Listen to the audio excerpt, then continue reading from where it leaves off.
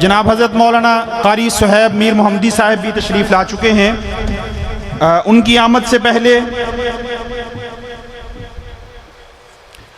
میں خطبہ صدارت کے لیے درخواست کرتا ہوں ہمارے اس استحکام پاکستان کانفرنس کے صدر جناب حضرت مولانا، جن کی زیر صدارت یہ کانفرنس منعقد کی جا رہی ہے، جناب حضرت مولانا یوسف انور صاحب نائب امیر مرکزی جمعیت اہل حدیث پاکستان کہ وہ آئیں اور آپ سے ہم کلام ہوں۔ ان کی آمد سے پہلے میں ابھی دیکھ رہا تھا کہ ناظم اعلیٰ صاحب آپ سے ہم کلام ہوئے جب، تو جو ہم نے شروع میں بات کی کہ وابٹا والے دوستوں نے یہ سٹریٹ لائٹ چلا دی ہیں، تو میرا خیال ہے کہ شاید ناظم اعلیٰ صاحب کے آنے پہ انہوں نے یہ کام کیا ہے، ان کا بہت شکریہ۔ اگر وہ یہ کام پہلے کر دیتے تو ہمیں اتنی سختی کے ساتھ یہ کام جو ہے وہ یا یہ جو ہے وہ انہیں نہ کہنا پڑتا۔ تو خلافت راشدہ کانفرنس کے صدر اور جن کی صدارت میں یہ کانفرنس منعقد ہوئی ہے یا ہو رہی ہے، وہ خطبہ صدارت کے لیے تشریف لائے ہیں جناب حضرت مولانا یوسف انور صاحب۔ بسم اللہ الرحمن الرحیم۔ فَإِنْ آمَنُوا بِمِثْلِ مَا آمَنْتُم بِهِ فَقَدِ اهْتَدَوْا وقال النبی صلی اللہ علیہ وسلم علیکم بسنتی وسنت الخلفاء الراشدین المہدیین۔ صدق اللہ العظیم وصدق رسولہ النبی الکریم۔ عالمو جو علم دا تنی پورا، ہمارے سلف صالحین کے قائد حضرت مولانا ثناء اللہ مرسلی رحمۃ اللہ علیہ، سب کا ہو رحمۃ اللہ علیہ، ان کا طریقہ کار یہ تھا کہ وہ میدان مناظرہ میں آئیں یا وہ کسی کانفرنس کے خطاب کے لیے، کسی جلسے کے خطاب کے لیے تشریف لائیں، تو سب سے پہلے وہ کوئی نہ کوئی شعر پڑھتے تھے جس میں پتہ چلتا تھا کہ آپ کیا فرمانا چاہتے ہیں۔ تو آپ بھی اندازہ کریں، عالمو جو علم دا تنی پورا تے لڑے وچ میدان دے شیر بن کے تے والے شامیاں نرا تسبیحاں نال نہ پیار ہووے۔ اور علامہ اقبال مرحوم نے کہا، عام مسلمانہ کے میری کردان، عام مسلمانہ کے میری کردان در عام مسلمانہ کے میری کردان در شہنشاہی فقیری کردان۔ حضرات محترم، آپ خلافت راشدہ کے عنوان سے علماء کرام کی تقریریں سن رہے ہیں اور اس کے بعد بھی سنیں گے، تو درمیان میں مجھے کچھ کہنے کے لیے کہہ دیا گیا، تو بہرحال چند کلمات آپ کے سامنے محترم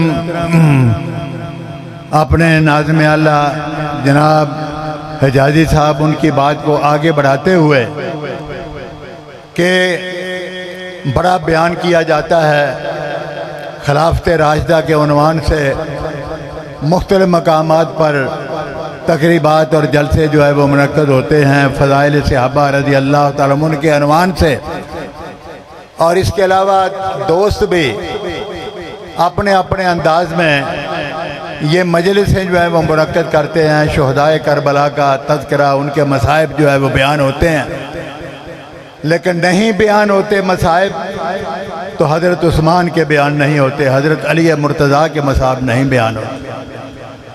اگر کربلا والوں پر 3 دن پانی جو ہے وہ بند کیا گیا تو حضرت عثمان امیر المومنین رضی اللہ تعالیٰ عنہم ان پر 40 دن پانی جو ہے وہ بند کیا گیا، اور بڑی قسم پرسی کی کمیت میں انہوں نے شہادت کا جام جو ہے وہ نوش کیا۔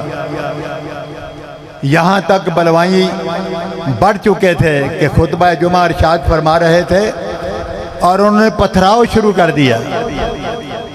امیر المومنین زخمی ہو کر نیچے اترے، گھر کے اندر تشریف لے گئے اور اس کے بعد مسجد میں آنا ان کے لیے بند کر دیا گیا۔ اور یہاں تک سامان خرد و نوش اندر جانا بند کر دیا گیا. 40 روز تک پانی کی بوند اور پانی کا قطرہ جو ہے وہ آگے نہیں گیا ہے. حضرت عثمان رضی اللہ تعالیٰ عنہ انہوں نے جو آخری خطبہ ارشاد فرمایا وہ یہ تھا کہ اے لوگو، کیا میں وہ نہیں ہوں کہ جس نے بئر روما کو خرید کر کے اہل مدینہ پر کے لیے وقف کر دیا تھا، جس کا میٹھا پانی اس پر ایک یہودی کا قبضہ تھا اور منہ مانگی قیمت اس کو دے کر کے میں نے وقف کیا اہل مدینہ کے لیے. کیا میں وہ نہیں ہوں کہ میں نے رسول اکرم صلی اللہ علیہ وسلم کی مسجد اقصیٰ کی، مسجد مقدس کی میں نے توسیع کی، بیرونی ممالک سے بہترین پتھر لا کر کے مسجد کے در و دیوار کو تزئین و آرائش سے آراش کیا.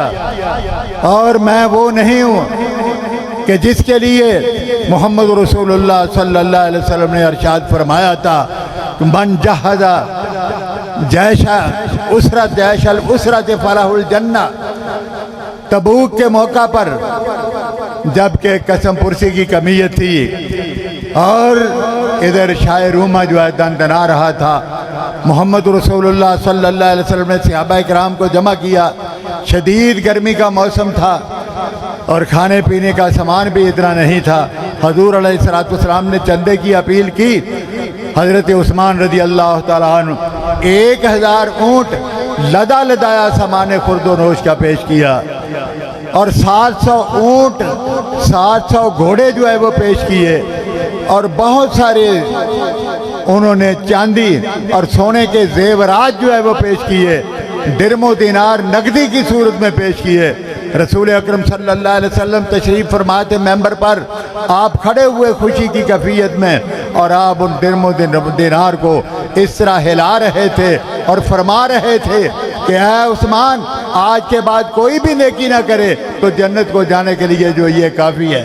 کیا میں وہ نہیں ہوں کہ بیعت رضوان کے اندر جس نے حصہ لیا؟ کیا میں وہ نہیں ہوں کہ مختلف موقعوں پر رسول اکرم صلی اللہ علیہ وسلم آپ کے ساتھ میں نے جنگ و جہاد جو ہے وہ کیے؟ اس کا جواب ان لوگوں کے پاس جو ہے وہ کوئی نہیں تھا.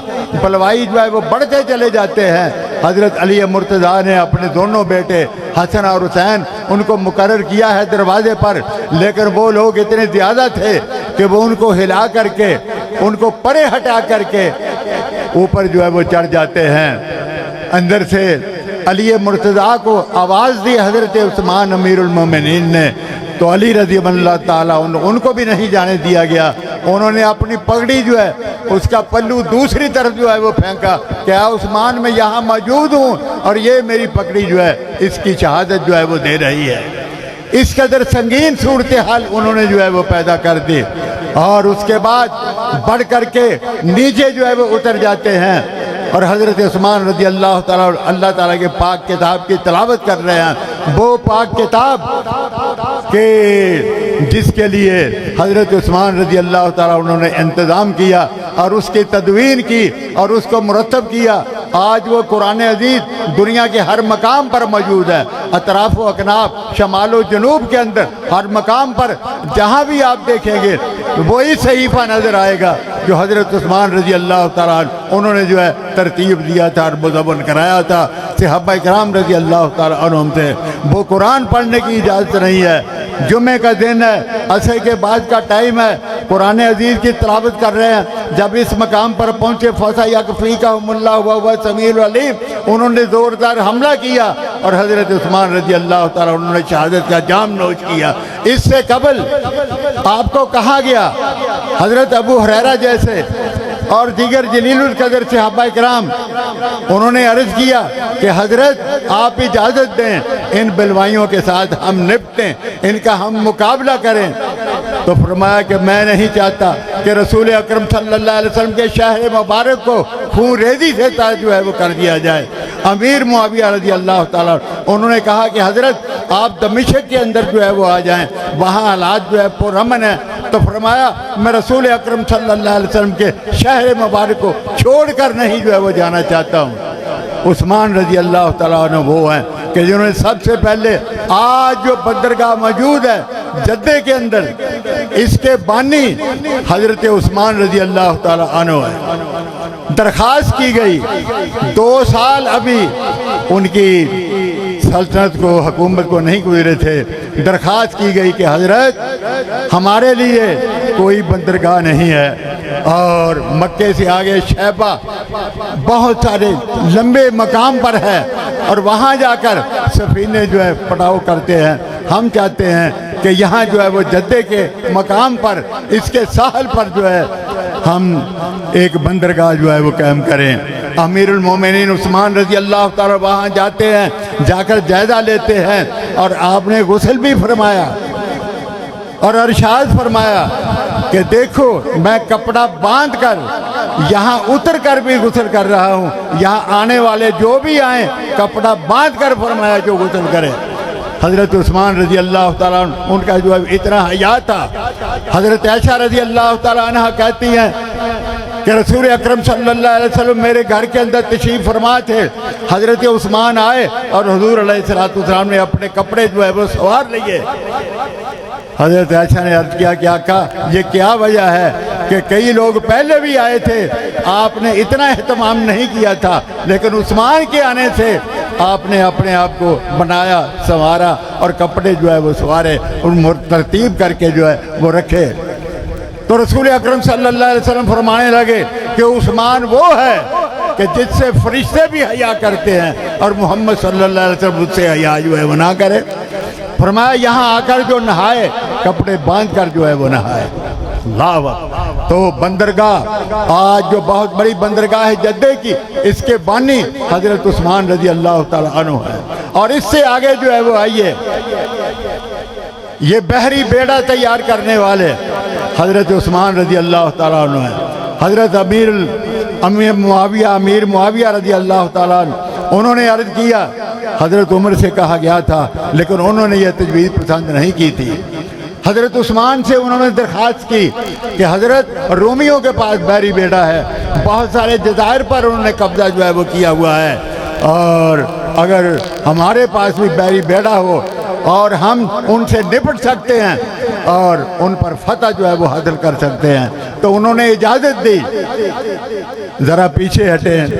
حضرت عبداللہ بن سامت رضی اللہ تعالیٰ عنہ، حضور علیہ السلام ان کے گھر کے اندر تشریف فرما تھے۔ ان کی بیوی آپ کی خالہ لگتی تھے۔ رسول اکرم صلی اللہ علیہ وسلم نے وہاں آرام کیا کچھ دیر، اور اس کے بعد ہنستے ہوئے حضور بیدار ہوئے تو عرض کیا آپ کی خالہ نے، ام حران نے، کہ حضرت کیا وجہ ہے آپ ہنس رہے ہیں؟ تو رسول اکرم صلی اللہ علیہ وسلم نے ارشاد فرمایا کہ مجھے سمندر میں بہت بڑا بیڑا جو ہے وہ دکھایا گیا ہے، جس طرح بادشاہوں کا تخت ہوتا ہے اس طرح میرے صحابہ کرام اس پر جو ہے وہ سوار ہیں۔ فرمایا اول جیشن من یغزو علی البحر فہو الجنہ، او کما قال رسول اللہ صلی اللہ علیہ وسلم۔ فرمایا کہ میری امت کا سب سے پہلا لشکر فرمایا بحری بیڑا جو ہوگا، اور سمندر کے اندر فرمایا کہ وہ کرے گا، جہاد کرے گا۔ فرمایا کہ میں محمد صلی اللہ علیہ وسلم بشارت دیتا ہوں، فرمایا وہ تمام کے تمام جو ہے وہ جنتی ہے۔ تو امیر المومنین حضرت امیر معاویہ رضی اللہ تعالیٰ عنہ، ان کی قیادت اور سیادت کے اندر یہ بیڑا جو ہے وہ تیار ہوا، اور جزیرہ قبرص اور بھی بے شمار جزائر جو ہے وہ فتح ہوئے۔ اور یہ حضرت عبداللہ بن سامت کی اہلیہ وہ بھی اس لشکر کے اندر موجود تھی جس نے فتح کی۔ تو ہوا ایسا کہ واپسی پر سفینے سے اترتے ہوئے، گھوڑے پر سوار ہوتے ہوئے وہ گر پڑی، اور انہیں چوٹ لگی شدید گردن میں، اور وہ اس سے جانبر نہ ہو سکے، شہید ہو گئی۔ اور محمد رسول اللہ صلی اللہ علیہ وسلم آپ کی یہ بشارت جو ہے وہ ان کے لیے فرمایا وہ بھی برحق ہوئی، اور بحری بیڑا اس کے لیے آپ کی بشارت جو ہے وہ بھی برحق ہوئی۔ تو حضرت عثمان رضی اللہ تعالیٰ عنہ جو ہے وہ حضرت مولانا حجازی صاحب ذکر کرتے گئے کہ مسٹر گاندھی نے اپنے گورنروں اور وزراء کو یہ کہا تھا، پوری بات اس طرح ہے کہ 35 کے ایکٹ کے تحت جب ہندوستان کے اندر کانگریس کی وزارت جو ہے وہ قائم ہوئی ہے، تو مسٹر گاندھی نے ان کے نام گورنروں کے نام یہ پیغام بھیجا، بلکہ آرڈر تھم دیے کہ میں تمہارے لیے کرشن جی یا چندرمت گوریا ان کی مثالیں جو ہیں وہ نہیں بیان کر سکتی، اس لیے کہ ان کی تو تاریخ ہی موجود نہیں ہے۔ تاریخ اگر موجود ہے تو محمد صلی اللہ علیہ وسلم کے خلفاء کی موجود ہے۔ تم حضرت ابو بکر کو سامنے رکھو، حضرت عمر فاروق کو سامنے رکھو، ان کے نظام حکومت کو سامنے رکھو، اور اس طرح تم نظام حکومت جو ہے وہ قائم کرو، اور تم کامیابی سے ہمکنار ہوگے۔ وآخر دعوانا الحمدللہ رب العالمین۔